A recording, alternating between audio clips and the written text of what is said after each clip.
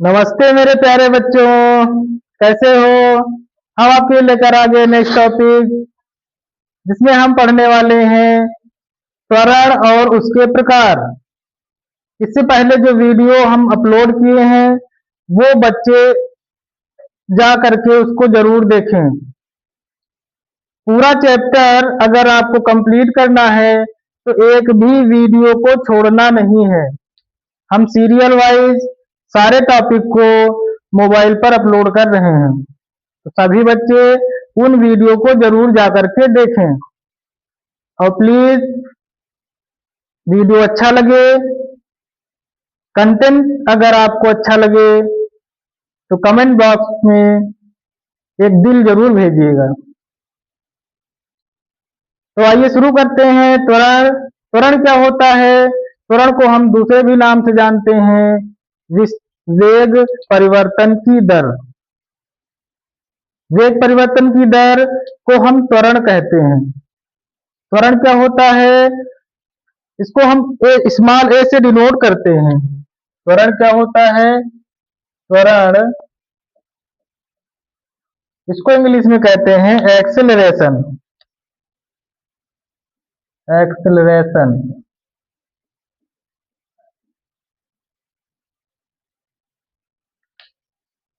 त्वरण इसको हम दूसरे भी नाम से जानते हैं, rate of change of velocity.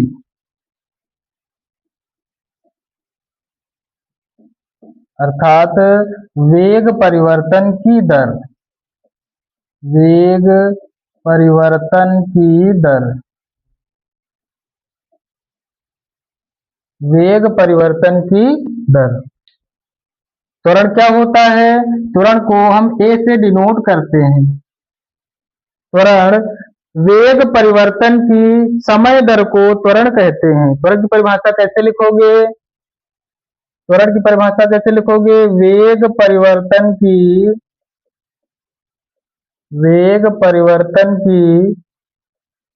समय दर को वेग परिवर्तन की समय दर को त्वरण कहते हैं। त्वरण कहते हैं। त्वरण किसे कहते हैं? वेग परिवर्तन की समय दर को त्वरण कहते हैं। त्वरण को हम किससे डिनोट करते हैं? ए से डिनोट करते हैं। ए बराबर में क्या होता है? त्वरण बराबर ए बराबर में होता है विस्थापन बटे समय। वेग बटे समय। वेग परिवर्तन बटे समय। वेग परिवर्तन बटे समय। अर्थात ए बराबर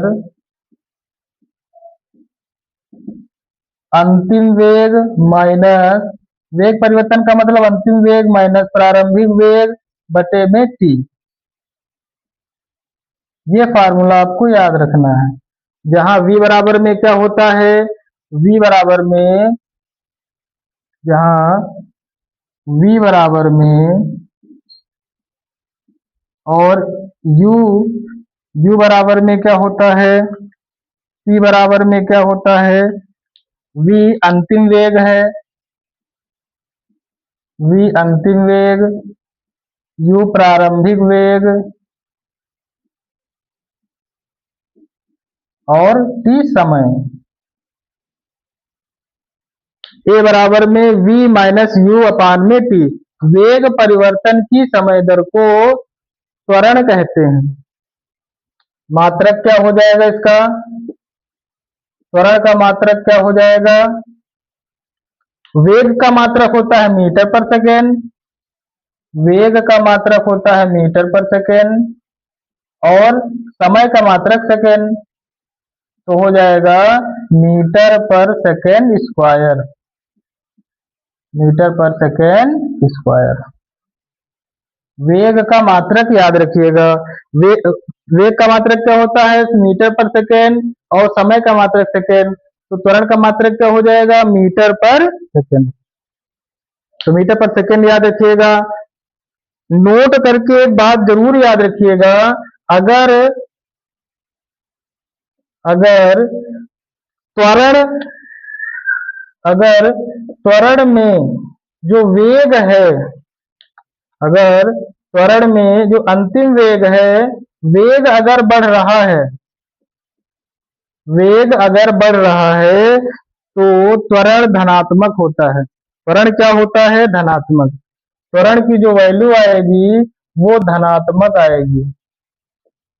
त्वरण धनात्मक कब होगा? पॉजिटिव कब होगा? जब वेग बढ़ता है। पहला पॉइंट याद रखिएगा। दूसरा पॉइंट याद रखिएगा, त्वरण ऋणात्मक कब होता है? त्वरण ऋणात्मक कब होगा? जब वेग घटता है। जब वेग क्या होता है? घटेगा। वेग बढ़ेगा तो धनात्मक, और वेग घटेगा तो त्वरण हो जाएगा ऋणात्मक। त्वरण का ऋणात्मक होना मंदन कहलाता है। त्वरण अगर ऋणात्मक है तो त्वरण अगर ऋणात्मक वैल्यू आ गई उसकी, तो उसको हम बोलते हैं मंदन। इसी मंदन को इंग्लिश में कहते हैं रिटार्डेशन। रिटार्डेशन इंग्लिश में क्या कहते हैं? इसको रिटार्डेशन कहते हैं। तो मंदन किसे कहते हैं? त्वरण के ऋणात्मक मान को मंदन कहते हैं। मंदन को इंग्लिश में क्या कहते हैं हम? रिटार्डेशन। अब त्वरण के प्रकार क्या होते हैं? त्वरण के दो प्रकार होते हैं, एक समान त्वरण, एक असमान त्वरण। क्या होते हैं? त्वरण के दो प्रकार होते हैं। अब पढ़ना है हमको त्वरण के प्रकार।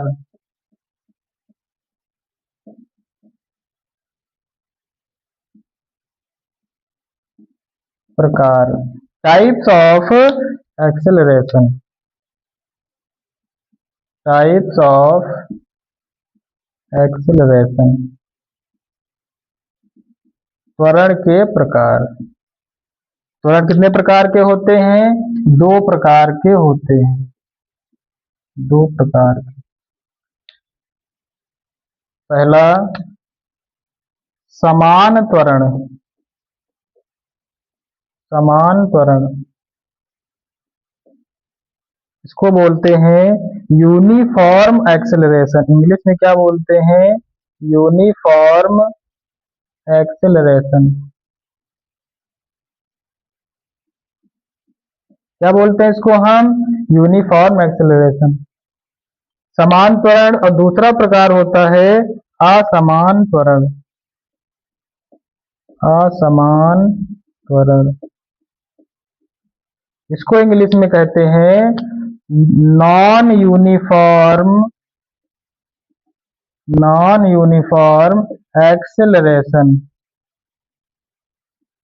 Non uniform acceleration. दोनों में क्या अंतर होता है?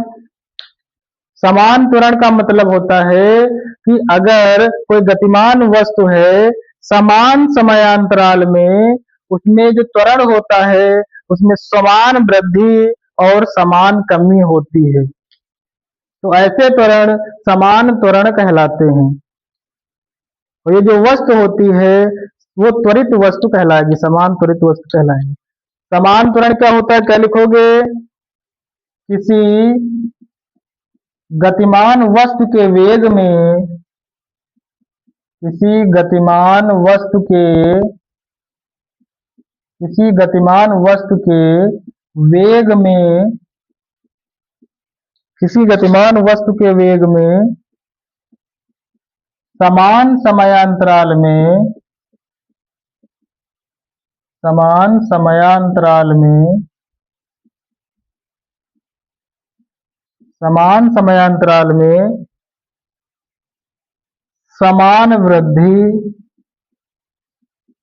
समान वृद्धि या समान कमी होती है। किसी गतिमान वस्तु के वेग में समान समयांतराल में अगर समान वृद्धि और समान कमी होती है तो इस वेग को समान त्वरण कहते हैं। इस वस्तु के वेग को समान त्वरण कहते हैं।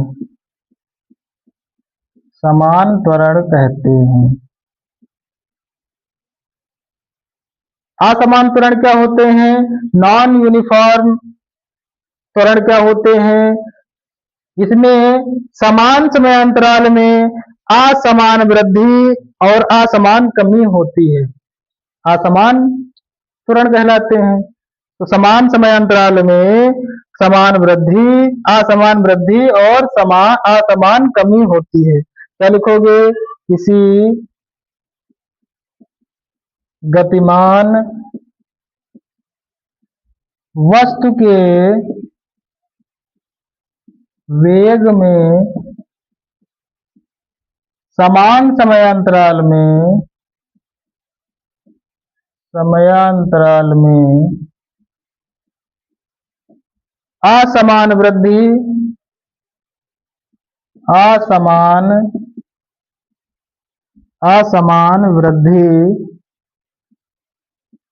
असमान वृद्धि या असमान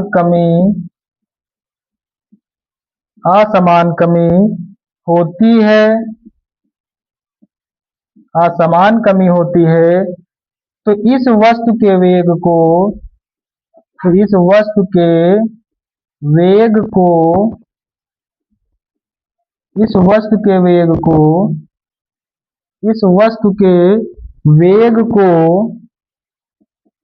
असमान त्वरण कहते हैं। या हम इसको कह देते हैं, इस वस्तु को कहेंगे हम असमान त्वरित वस्तु कहते हैं।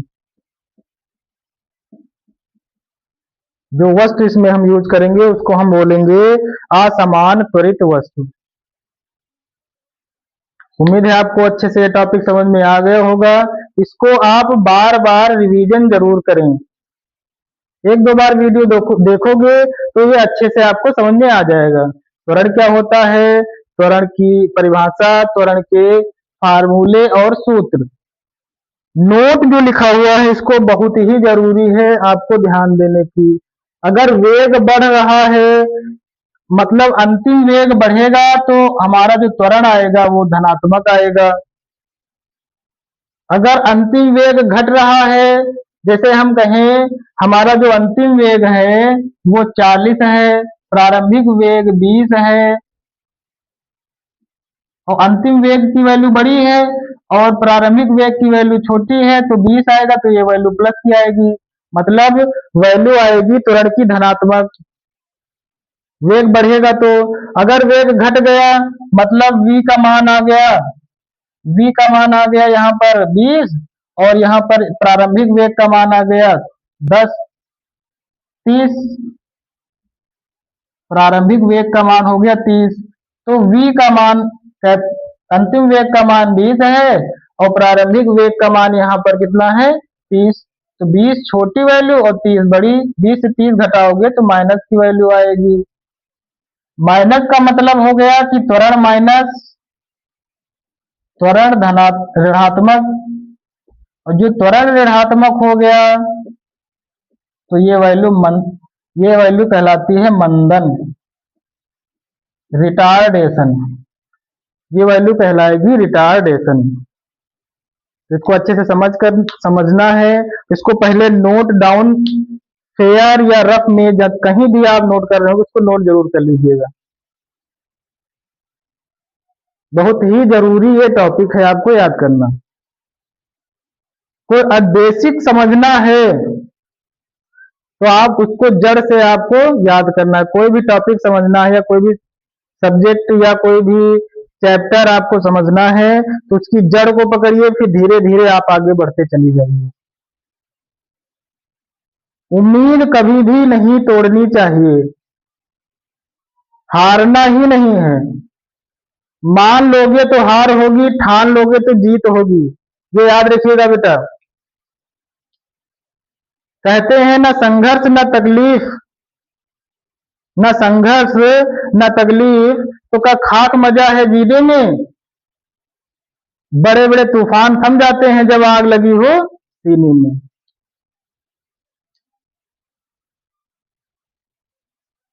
धन्यवाद, नमस्ते।